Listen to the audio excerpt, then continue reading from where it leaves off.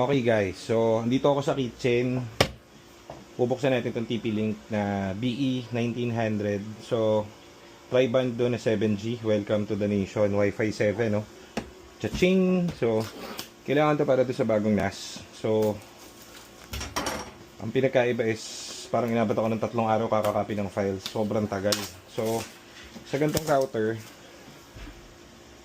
mas mapapabilis yung process ng backup ko. So, pag nakapag-backup ako, makapag-upload na akong video. Parang ganun. So, bumili na rin ako. So, future-proof naman to kasi yung Wi-Fi 7. Ang ordinary ngayon sa atin is Wi-Fi 6. Unti lang naman yung difference na kaso ang hinahabol ko hindi yung internet. Ang hinahabol ko kasi ngayon is yung bandwidth ng network para makapag-transfer ng data papunta rin sa server sa NAS. Ganun. Okay, so buksan natin. Tignan natin kung masayang tao ba ito. Kung Xbox eh. Ay, umiiyak ang baby ko eh. Buksan natin. Sisipati natin. Ang bago nating Wi-Fi 7 guys. Ang laki no. Makakainin yung router nyo nito boy. Yun no. Kung ang Xbox. Buksan na natin yan siyempre. So, unlike dun sa mga ordinary na router, meron kasi ako Dico, yung pa isa, puro extender. So, ito, isa na lang ilalagay. Mas malinis yung setup, saka future ready. Siguro after 12 years, hindi pa rin laos to. So, okay din. So, yan, ganyan yung itsura niya. Maliit lang. So, 10 yung antena nito. Pinag-aralan ko na yung specs nito. Ang kailangan ko dito is yung 10 GB itong port na to.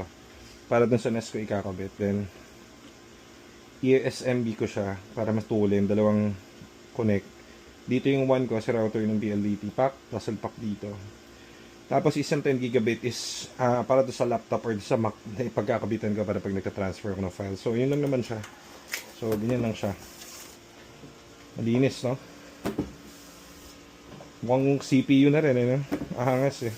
Pero sana maganda yung scope niya, saka again, mabilis naman yung internet natin, pero napagtanto natin sa mga yan, katulad ngayon sa era natin ngayon, puro media, puro video, puro files, ang lalaki ng files. Pag nagka-transfer, ang hirap kaya i-transfer.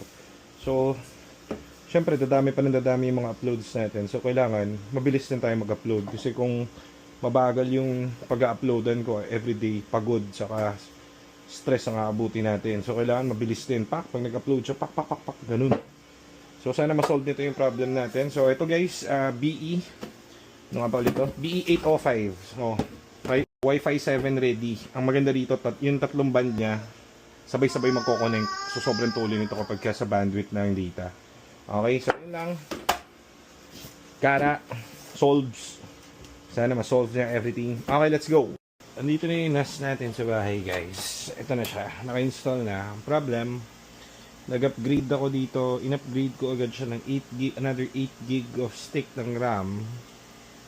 Kaso lang, nagbi-blinking na siya ng blue.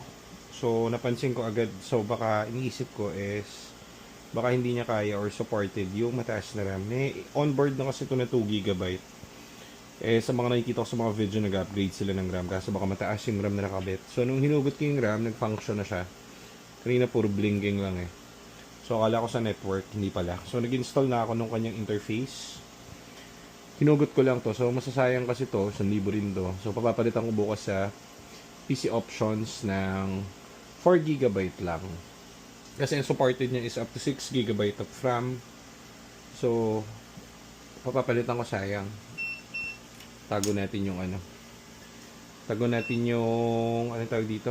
Yung case nito. Saan ba yung case nito? Baka nawala na. Yung. May mark naman yung resibo. So, hindi siya masasayang dahil papalitan ko siya bukas. Okay? Yan ha. Hindi sira yung PC options ha. Palitan ko lang. So, hindi nila sinabi. Hindi nila kabisado na ano lang pala to. For up to 6 GB of RAM lang pala ang kaya nito. So, eto sa setupan ko na. Tapos, ang mangyari, dito ko lalagay yung, kasi di ba imagine, ganito kasi yung logic niyan. Di ba puno na yung cloud ko? So kahit kumonsumo ko, bumili tayo monthly sa cloud ng 20 terabytes.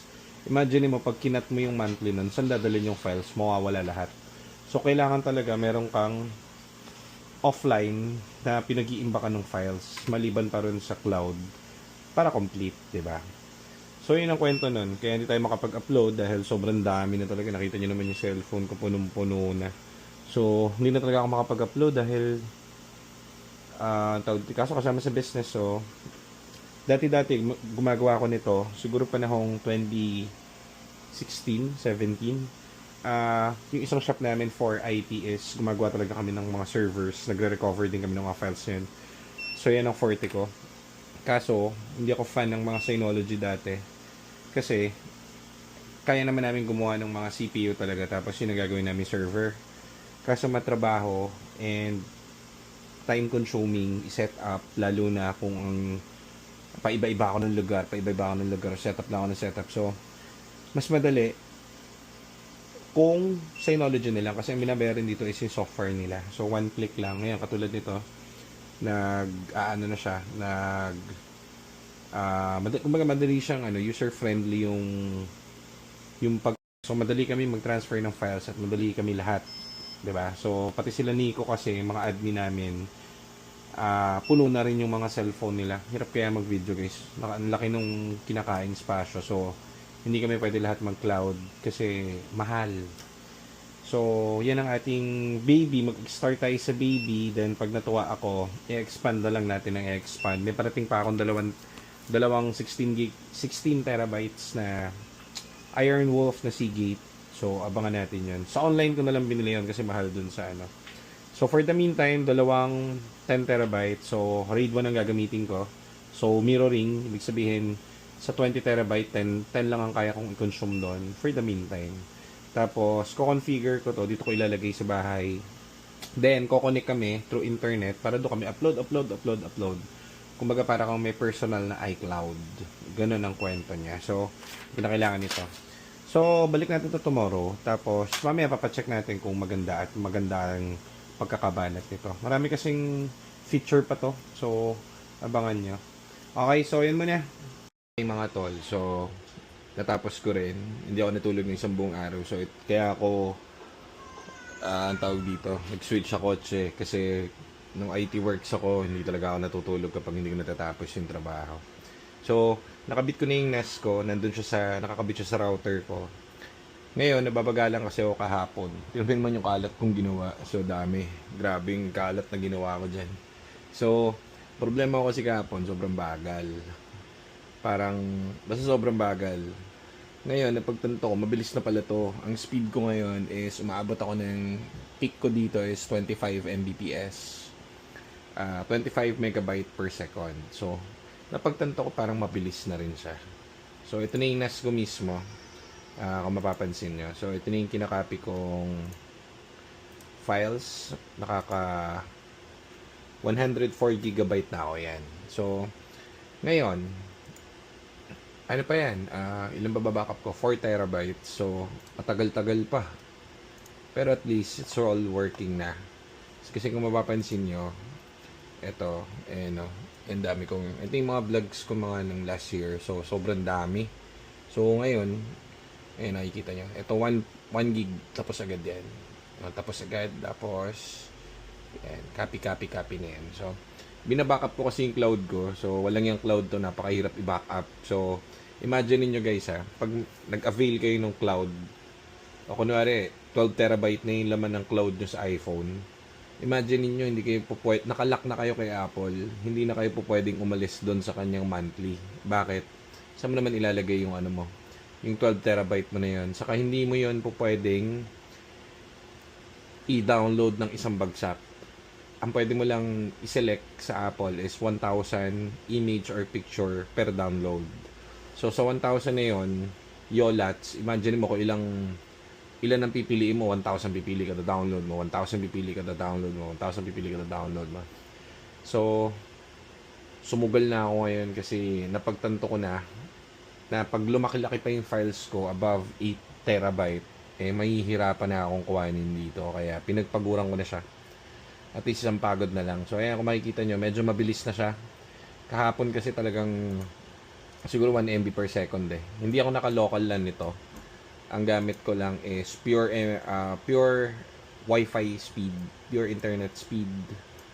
So, ang plano kasi kaya hindi pa ako nakakonect doon. Etong Mac Mini ko, i-connect ko yan dapat doon sa aking router kung saan nakakabit yung NAS ko. Kaso hindi ko pa siya magawa kasi nasa kwarto. Malit lang yung kwarto namin. So, ang plano is yung router doon ng PLDT is paparedirect ko dito. Tumawag PLDT para dito ilagay yung router. Tapos yung router, yung NAS dito sa ilalim.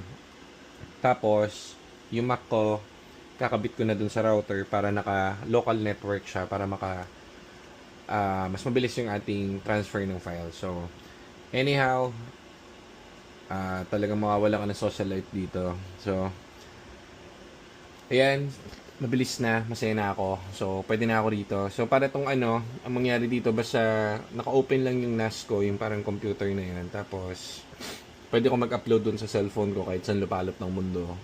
Para mangyayari, imbis sa cloud pumunta yung sinisave ko na videos or media devices, dito siya pumapasok sa computer ko na mismo. So, ganun yung kanyang logic. So,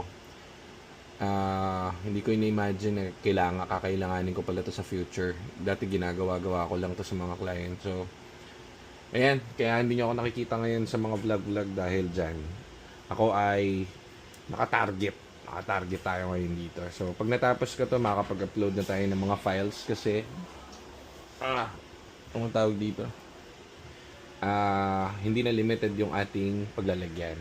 Okay? So, yun lang muna. So, Happy New Year guys and Merry Christmas. Thank you.